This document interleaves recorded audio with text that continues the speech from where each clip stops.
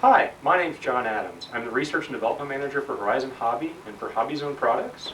Now that you've seen the Firebird fly, this section of the videotape is intended to show you how to put it together. While the Firebird XL is very easy and quick to put together, there are a few tips and hints that we'd like to show you that will help you get in the air quick.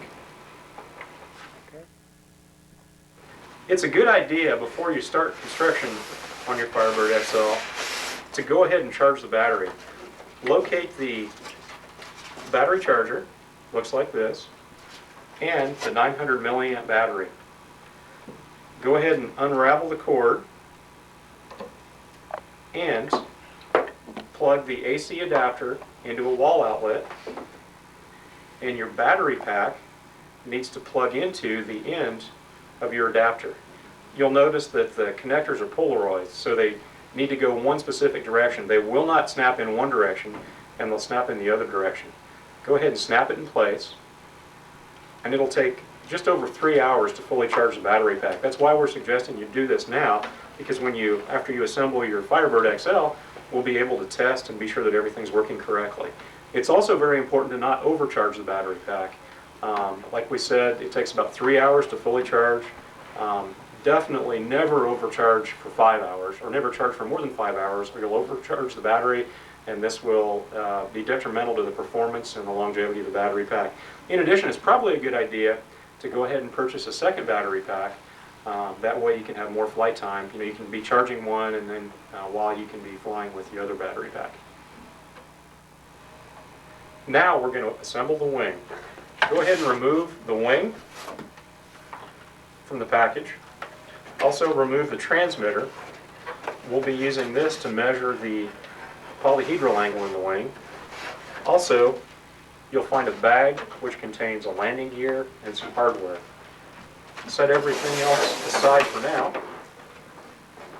And inside the bag with the hardware, you'll find 2 wing braces. Those wing braces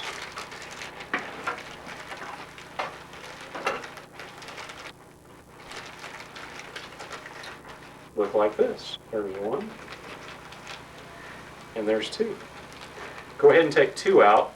There are 4 total in the package, but right now we're just going to do one side.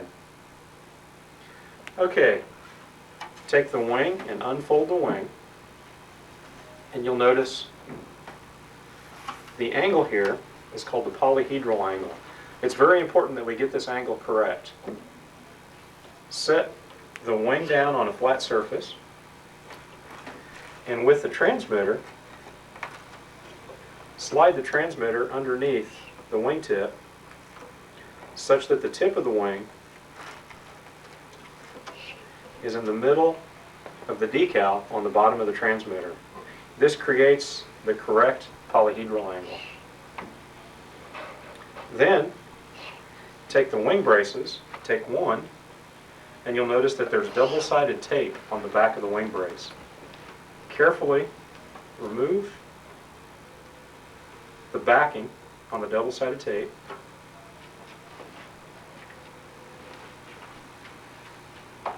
Hold the center section down, and again, with the wingtip in the middle of the decal on the transmitter, with the transmitter sitting on its back, carefully insert the wing braces,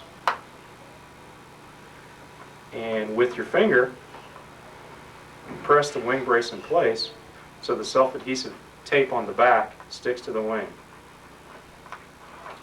When you have the first one done, go ahead and take the backing off of the second version, and again, holding the wing in place, insert the wing brace. Again, pressing down, fastening them in place. Now when you lift your wing, you should have the appropriate angle. In the accessory bag, there are 8 wing screws. Grab 4 of those wing screws. Those wing screws look like this. They have a small plastic knob with threads on the bottom. And take 4 of those out of the accessory bag. and set the accessory bag aside. Now these wing screws are going to be used to fasten those wing braces in place. If you'll turn the wing over, take the wing screws, and they have a thumb screw on the end. You can insert those through the holes in the bottom of the wing and then screw them in place. You need to get these fairly tight.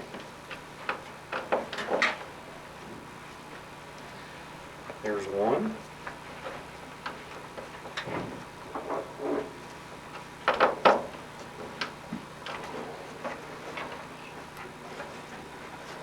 Two.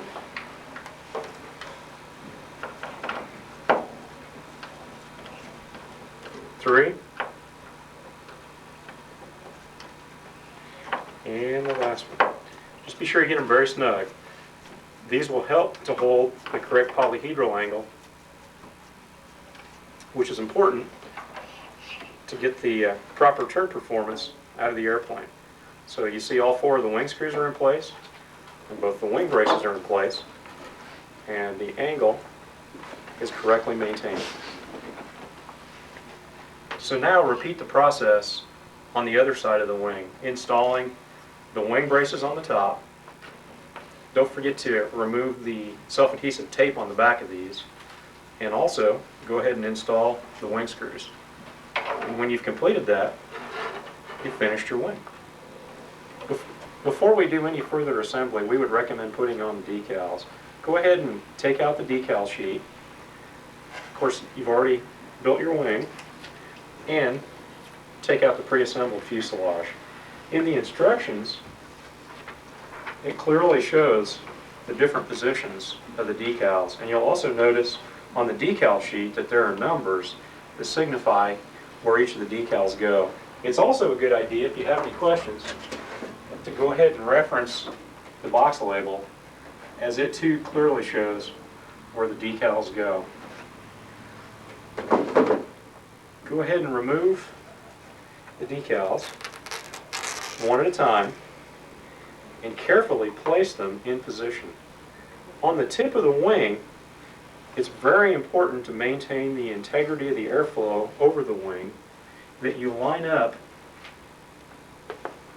the leading edge or the front edge of the decal so that it does not hang over the leading edge of the wing. It's important to place this decal approximately 1/16 of an inch back from the leading edge, and then go ahead and press the rest of the decal down. And because there's a compound curved at the tip, what we recommend doing is taking a scissors, and at approximately this position, it's not critical, cut inward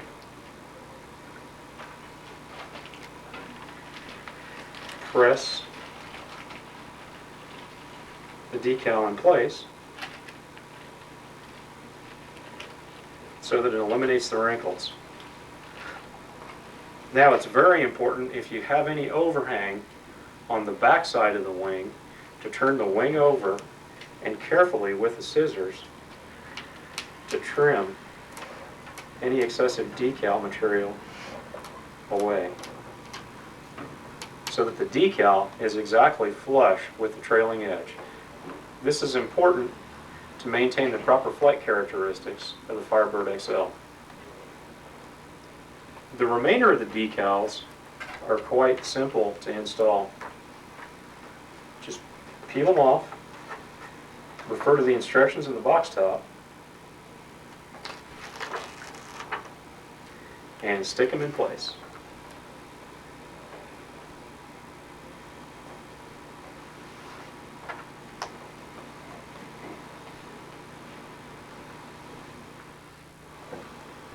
After you have your decals applied, here's what your Firebird XL should look like.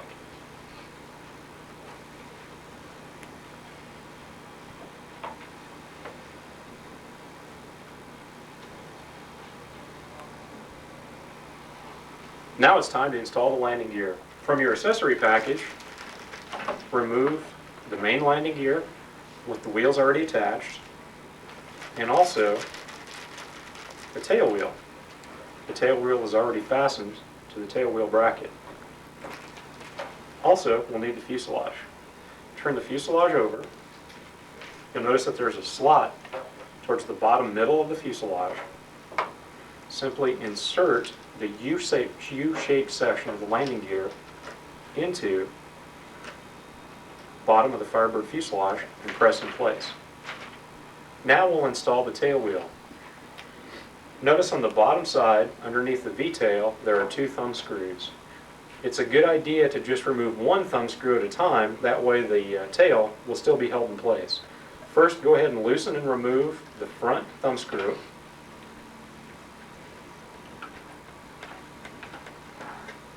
And notice that the tail wheel is mounted at an angle on the bracket. The tail wheel is intended to mount such that the wheel trails the bracket, so the wheel faces in this direction, as you can see. So insert the thumb screw through the front section of the tail wheel bracket and then screw it back in place.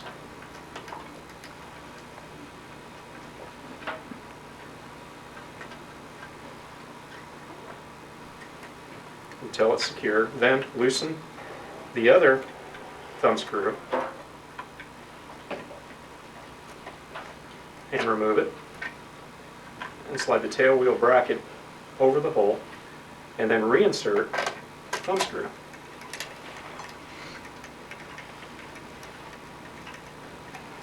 And be sure both thumb screws are nice and tight. And you've installed your landing gear. Next, we're going to mount the wing to the fuselage. In the accessory package, you'll notice that there are rubber bands. Remove the 4 rubber bands.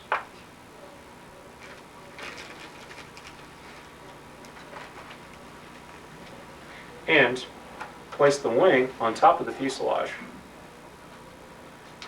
Notice that there's a half-round disc on the trailing edge of the wing, and there's a small dot indentation on the leading edge of the wing. It's very important that the wing be properly centered. You'll also notice on the fuselage that there is a line, there's a separation line where the molding of the fuselage was joined. If you'll line the dot up with the hinge, and if you'll center this half round on the back of the trailing edge with the motor pod, that's how you can tell when the wing is properly centered. With the wing centered, install one of the rubber bands on one of the side pins, stretch it across the wing, and hook it on the other side post on the back side of the fuselage. And go ahead and do the same thing on the opposite side.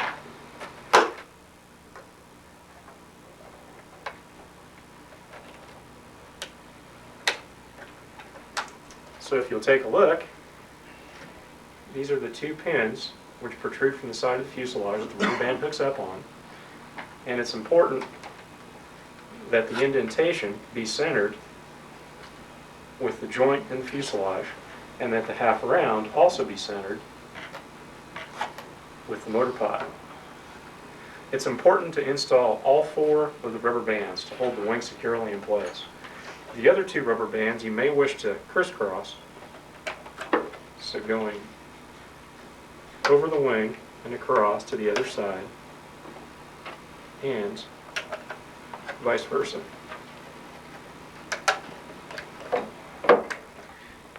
And that's how it should look when your wing's installed. Now it's time to install batteries in the transmitter. Take the transmitter out of the box, and you'll need to purchase 8 AA batteries, AA alkaline cells. These are not included in the kit. Take the transmitter and flip the transmitter over, and it helps if you use your thumbs to push on the battery door and push the battery door open. Notice carefully the polarity of the batteries are indicated inside the battery box. It's very important that you get the batteries in the right direction. So go ahead and install all 8 batteries, being absolutely sure that you have the batteries in the correct direction or polarity. Notice that they alternate polarity with every other battery. And before we put the battery cover back on, turn the transmitter over, turn the transmitter on, and if everything's working correctly, you should hear a beep, and you should see the red LED light comes on, indicating that the transmitter is properly working. If the transmitter is properly working, turn it off, turn the transmitter back over, and reinstall the battery cover. You should hear it pop in place, and we're ready to go. Okay, go. Now it's time to be sure that your radio is working correctly. Take your battery pack off charge, and you'll notice in the front of your Firebird you can actually open the canopy. It may be a little difficult to open the first time or two, as occasionally there's some double-sided tape attached to the front. You'll also notice that there's a rubber band in place which holds the canopy down while you're flying. So open the front of the canopy and install the battery. We find that it's easiest to hook the battery up if you'll install the connector towards the front in this orientation and insert the battery all the way down. Now, it's very important from a safety standpoint. Be sure you turn the transmitter on first before you plug the receiver or before you plug the Firebird in. So with the transmitter on, again noting that there's a polarity, so there's only one way that this battery will plug into the connector. Go ahead and plug the connector in place. And if everything's hooked up and working properly, you should notice that by moving the transmitter sticks, the control surfaces on the V-tail will also move in conjunction. It's also a good idea to test to be sure that the motor is working correctly. You'll notice there's a small black button located on the left side. This is an arming switch for the Firebird. Be sure that the transmitter stick is in the middle position, and also be especially sure that everything's cleared away from the propeller, as it can be very dangerous if you get hit by the propeller. Push the arming switch, and then holding the Firebird away from yourself or away from anything that it may hit, slowly advance the throttle stick with your thumb. And if the Firebird's working correctly, you'll notice that you'll have proportional throttle control. Releasing the stick, of course, turns the motor off, and it will allow the Firebird to glide. Before we fly the Firebird XL, it's extremely important that we properly pre-trim the model. Notice on the transmitter, of course this stick steers the model right and left. You'll notice that there's a trim knob located below the stick. It's very important to center that trim knob. When you're flying later on, this trim knob will be used to adjust the Firebird XL so that it'll fly straight when you release the stick. But for now, place that trim knob exactly in the middle. And with the transmitter turned on, with the Firebird XL plugged in, but before you hit your arming switch, take a look at the back of the Firebird XL. With the transmitter turned on, and with the battery pack plugged into the Firebird XL, and with the trim centered, as we just mentioned, and the stick centered, it's very important that these control surfaces be exactly level with these flying surfaces. So if these control surfaces are up or if they're down, it may be necessary, although it's very unusual because these are pre-adjusted at the factory, you may have to slide down this horn keeper tube and readjust the length of these wires such that these control surfaces are exactly level when the transmitter is turned on and the trim is in the middle position. When you achieve this, it's now time to fly your Firebird XL. Notice that there's a red ribbon in your accessory bag. Go ahead and tie that red ribbon to the tip of your antenna. The purpose of this ribbon is to help you determine the direction of the wind and also to help you determine if indeed it's too windy to fly. At the flying field, which we'll explain how to select here in just a second, if you hang the ribbon down and if the ribbon blows at more than a 30-degree angle from horizontal, or in other words, essentially if it's standing straight out, it's too windy to fly. When you're first attempting to fly your Firebird XL, it's very important to choose a nearly windless day. So the This particular ribbon is intended to, number one, show which direction the wind is blowing, so you can launch into the wind, and then number two, to tell you if indeed it's too windy to fly. So if the ribbon is at any greater an angle than this, you better choose a different day, a less windy day in order to fly. It's also just a quick note about choosing a flying field. Your Firebird XL is a lot of fun, and of course there's a lot of places where you can fly it. It's important that you be responsible with the Firebird XL, because indeed if you were to hit somebody or if you were to hit a car or something, it certainly can cause some damage. So it's important to find a large open area away from traffic, away from power lines, just a big open area. And again, it's important to find a day that's not windy. So check to be sure that there's not too much wind. Check the wind direction, because you're going to be launching directly into the wind, and be sure and find the appropriate place to fly. Okay, now we're ready for our first flight. We've selected our field, we've charged our battery pack, we've tested the motor. One last thing that we really should do before we fly, we should do a range check.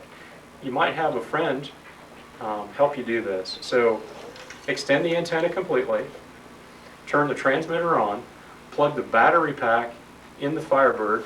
We've already done that here. Push the arming switch, and then test the motor once to be sure it's working properly.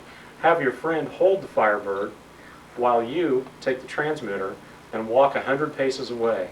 When you're 100 paces away from your friend holding the Firebird, activate both sticks by giving right and left commands and by giving throttle commands. This verifies that you have total radio control. If for some reason you don't have control, you need to call our Hobby Zone Service Center. But in most cases you'll have no problem, of course. The radio will work fine. If you do have a problem though, don't fly, and please call our service center and we'll give you advice on what to do so that the radio works properly. Now we're ready for our first flight.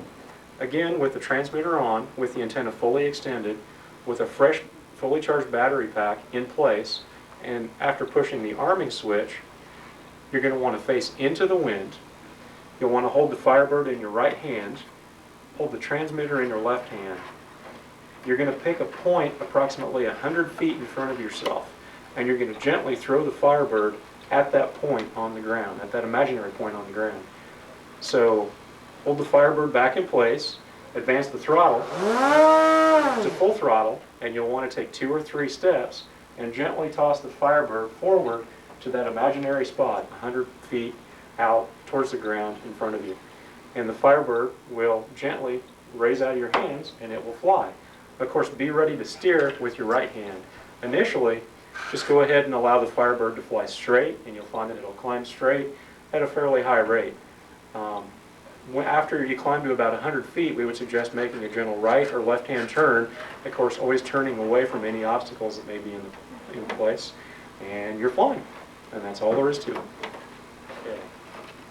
One of the interesting things about the Firebird XL is you can actually flight trim the Firebird.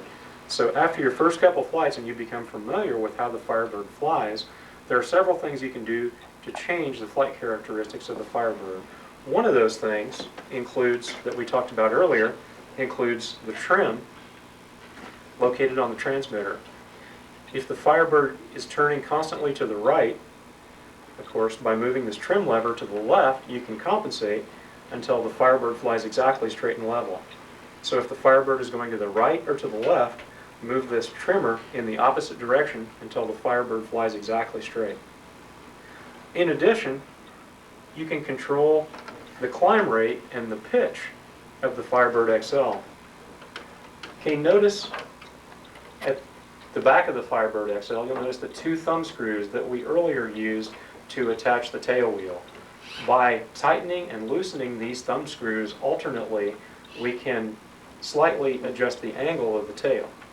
By tightening the front thumb screw and loosening the rear thumb screw, the effect that that has is that causes the Firebird XL to actually climb at a steeper angle or at a steeper rate. So if indeed your Firebird XL doesn't climb rapidly enough and you're not pleased with the climb rate, you can tighten the front one turn and loosen the rear thumb screw 1 turn, and then go test and refly. Conversely, if just the opposite's happening, if the airplane's stalling or porpoising, meaning as the airplane is flying along, the nose picks up and then it falls, and then it picks up and falls, porpoising, do just the opposite. Loosen the front thumb screw and tighten the rear thumb screw. Generally, you will loosen and tighten alternately one complete turn. You can even do 2 complete turns if it's pretty severe. In addition, a wing shim is included. The wing shim looks like this, and the intention of this wing shim is you can place this wing shim underneath the wing, between the wing and the fuselage. It actually goes underneath in here. You need to un-rubber band the wing, place the wing shim on top of the fuselage at the trailing edge, and put the rubber bands in the wing back in place. And what this does is this reduces the angle of attack of the wing, or actually it raises the trailing edge of the wing. What this does is this reduces the climb rate. It also makes the Firebird XL several miles per hour faster. So under windy conditions this is advisable, or when you get a little bit more experience and you want the XL to fly a little bit faster, it's another alternate method you can use for trimming. So in any case, the trimming of the Firebird XL is a fun and important part, and you can trim the model to improve the performance or to make the model more suit your particular desired flight characteristics and needs. We hope you enjoy flying your Firebird XL as much as we've enjoyed ours. Some of the things that we really enjoy about the Firebird XL, it has a very light wing loading, and one of our favorite things to do, of course, is thermaling. The sun unevenly heats the ground and causes rising currents of air, and you can actually find these rising currents of air, shut the engine off, and you can actually circle. And in strong thermals, of course, you can actually fly up and you can remain aloft for quite some time. In fact, we've had flights approaching half an hour just in motor off flights. So other things that we enjoy doing are pylon racing. We also enjoy flying under the limbo. We take 2 poles out and we stretch a piece of crepe paper across 2 poles and see who can fly underneath the limbo. Of course, formation flying is a lot of fun. And just in general, we really enjoy the Firebird XL. It's a whole lot of fun. And one of the neatest things is, of course, is the fact that it can get almost anybody flying radio control, because it's that easy.